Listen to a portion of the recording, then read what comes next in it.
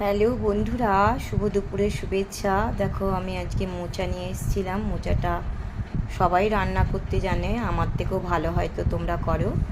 আজ আমি কীভাবে করলাম সেটা তোমাদের সঙ্গে শেয়ার করলাম। মোচাটাকে এনে মোচার ভেতরে শক্ত ডাঁটি থাকে সেগুলোকে ফেলে মোচাকে চিরিচিরি করে কেটে ধুয়ে একটু নুন হলুদের সঙ্গে সেদ্ধ করে নিতে হয়। তারপর জলটা চিপে নিতে হয়।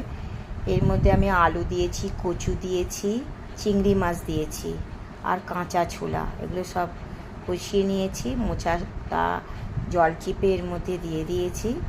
হ্যাঁ, মোচা নিরামিষও হয়, কিন্তু আমার চিংড়ি ছিল বলে ঘরে একটু চিংড়ি মাছ এর মধ্যে দিয়ে দিলাম। চিংড়ি জিনিসটা এমনই, যে সবজিতে দাও সেই সবজিটাই খুব টেস্ট হয় খেতে। তো ঘরে ছিল বলে এর মধ্যে দিয়ে দিলাম। আর বেশিরভাগ আমি নিরামিষই করি। আর একটু জল দিয়ে দিলাম।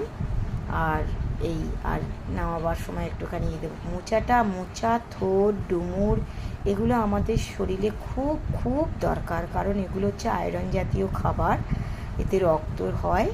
হ্যাঁ, এবার একটুখানি আমি গরম মশলা বেটে রেখেছি, কারণ আমি তো সবই বাটা খাই, তাই গরম মশলা দিয়ে দিলাম। আর একটু ঘি দিয়ে দেব। হ্যাঁ, এতে তো টেস্ট হয়।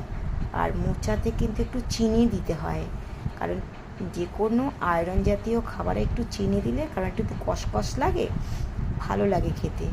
এই হয়ে গেল আমার মোচার তরকারি। হ্যাঁ, এবার নামিয়ে নেব। কেমন হয়েছে অবশ্যই তোমরা বলবে, কারণ আমি জানি মোচা তোমরা সবাই পারো।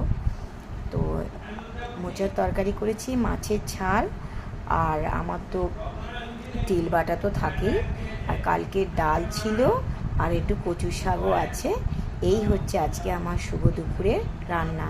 তোমরা ভালো থেকো, সুস্থ থেকো। আবার আসবো অন্য কোনো ভিডিও।